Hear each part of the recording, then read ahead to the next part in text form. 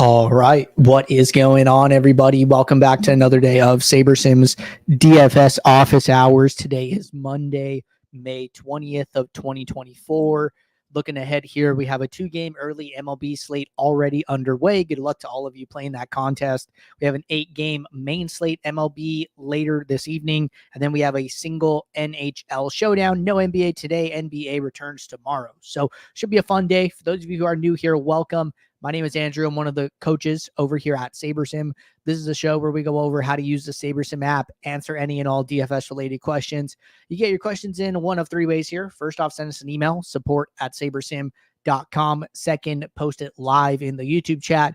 Third way, post it in the office hours channel in our Discord server. If you're not in our Discord and want to get access to that channel, there is a link in the description of this video. You also get access to our similar channels, individual sport channels, and you get access to the rest of the SaberSim team. So can't say enough good things about the Discord. With that said, we do the show Monday through Friday, 4 p.m. Eastern. We do the show on Saturdays at 11 a.m. Eastern. So tune in and get your questions answered. But it is Monday, so we do have to talk about the PGA Championship. And in case you guys missed it, a SaberSim subscriber took down the Millie Maker over on DraftKings. Big shout out to Pittsburgh Payment Plan. I saw him in the Discord last night as well, celebrating his win with some of our other users. So super, super awesome to see another SaberSim millionaire there. And with that said, we're going to get to our birdie battle giveaway here. So in case you guys aren't aware, we're giving away prizes all summer long for golf here. And we have to announce our top finisher for the week and give away tickets to next week's contest. So I went and grabbed all the people who participated this week, threw them in our trusty wheel of names. But before we do that, big shout out to the Gold Cobra for taking 5th place in the birdie contest on DraftKings with 623 fantasy points. That is going to be good for a custom SaberSim golf hat and an entry into our end of the season Masters free roll. So now that our top finisher, we know who that is, let's give away tickets to next week's contest. So I've grabbed all the names from this sheet here and drop them into our spinner here. So I am going to spin to see who gets entry into next week's contest. Oh, it looks like that. Congratulations. Let me put your name right here. And boom, those are our winners. Again, shout out to Pittsburgh Payment Plan. Appreciate you guys participating each and every week. Still plenty of weeks to go here. We're about 5 weeks in. We have 1, 2, 3, 4.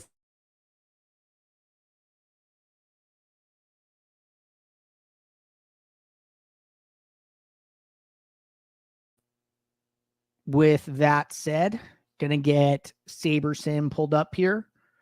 And we are going to jump into questions. We'll start with the questions that came in the Discord as always, and then we will jump over to the live YouTube chat. So give me 1 second to get SaberSim pulled up here. Boom, boom, boom. All right. All right. Looks like our first question here came in from Ryan. Question says, hey, Andrew, should you use contest sims for MLB FanDuel Showdown? The contest sims seem to just go always to the 7 to 9 holes. Guys, at MVP, it seems crazy to never get any of the top order guys, but maybe you should. Thanks. Okay. So kind of have the same reaction right off the bat here as you do. Like, seems a little suspect, right? And I'd always trust your gut on like those type of things. So let's say, we go to the night showdown, right, with the Diamondbacks and the Dodgers here. So let's just like go and build some lineups and see what this kind of looks like. So I'm going to come in here.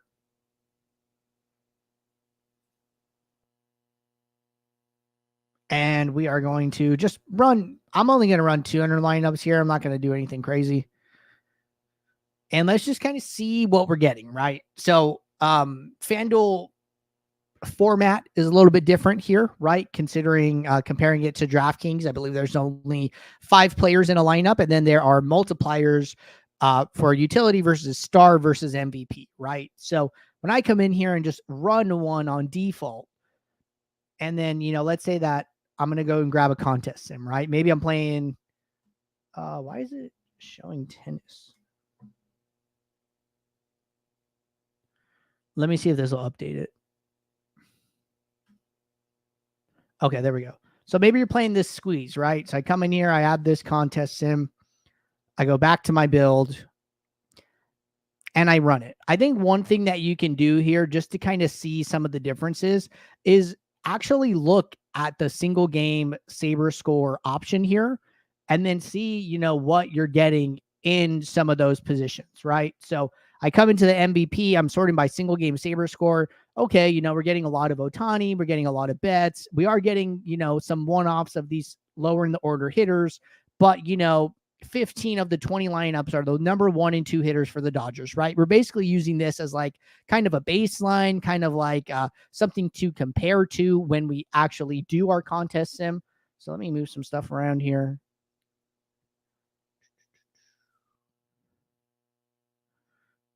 Okay.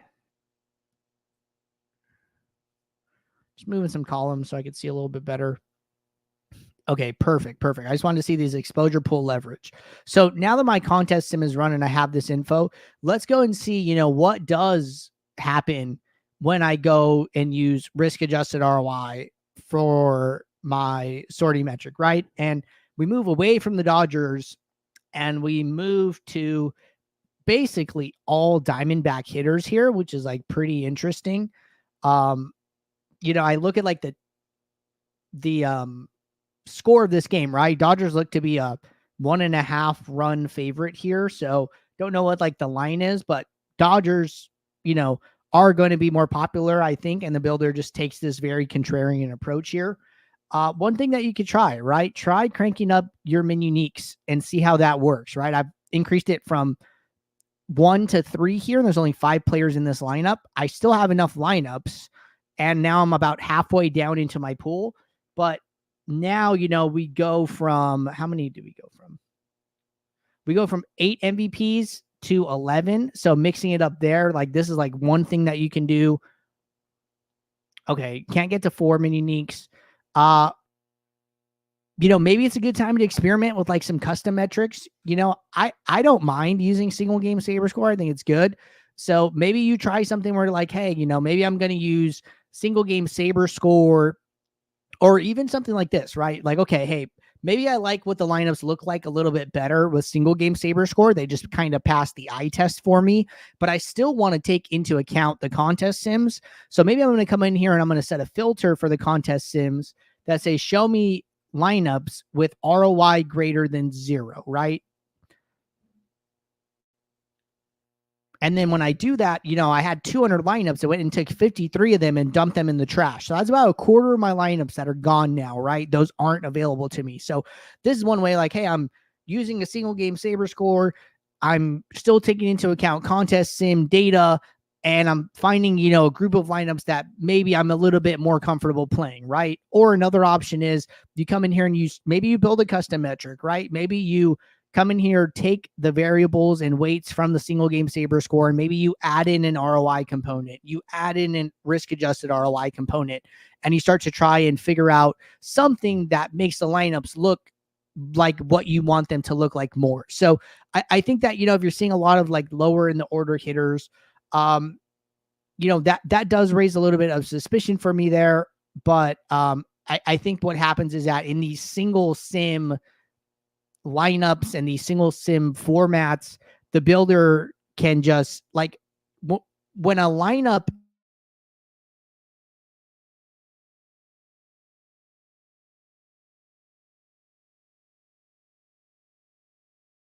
that the lineup just ends up grading out so well when you run it 100,000 times.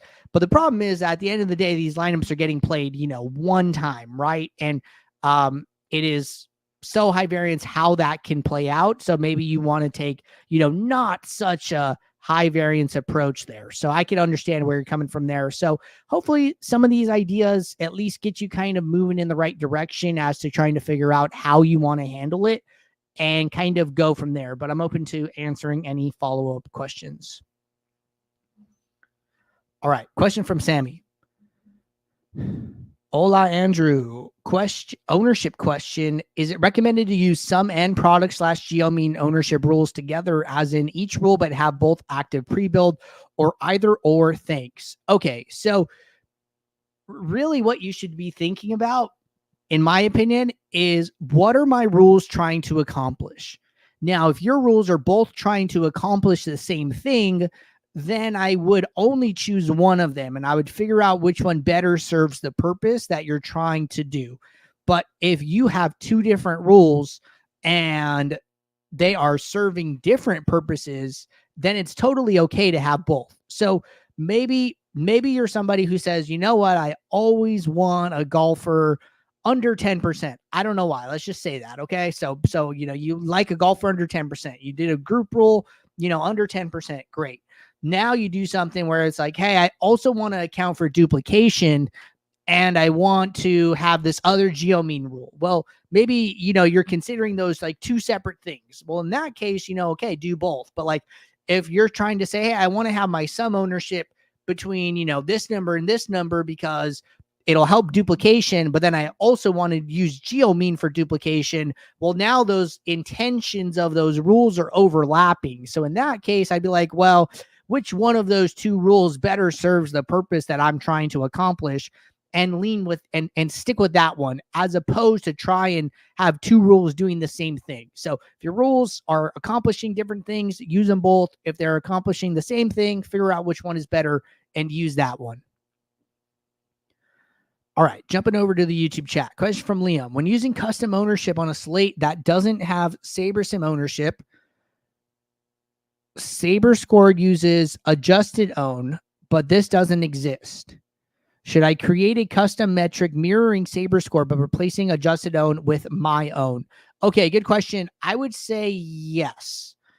And really what we're talking about here is if you come over to the SaberScores and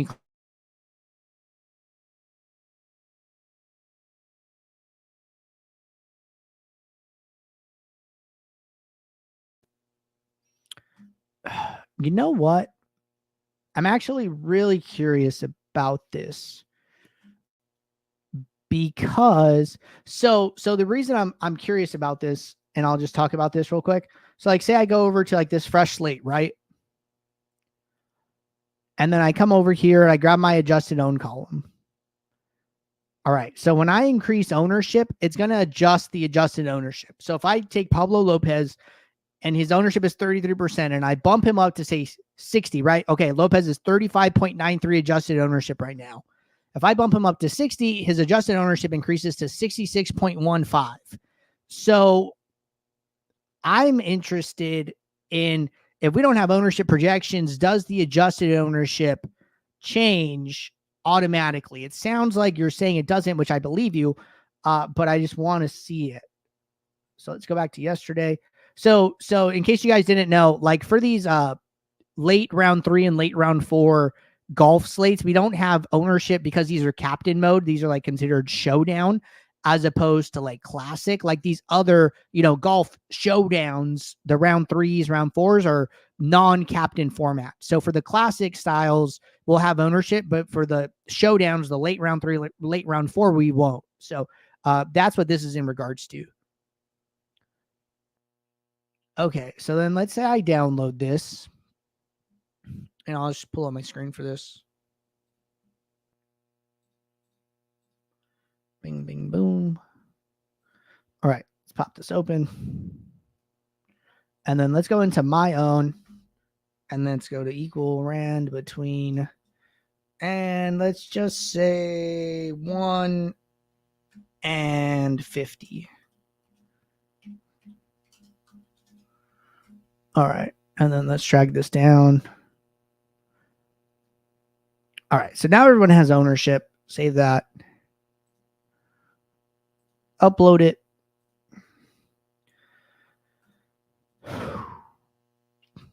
Make sure our columns are matching. Name, ID, ownership looks good. Okay, save. Let's save this. Me.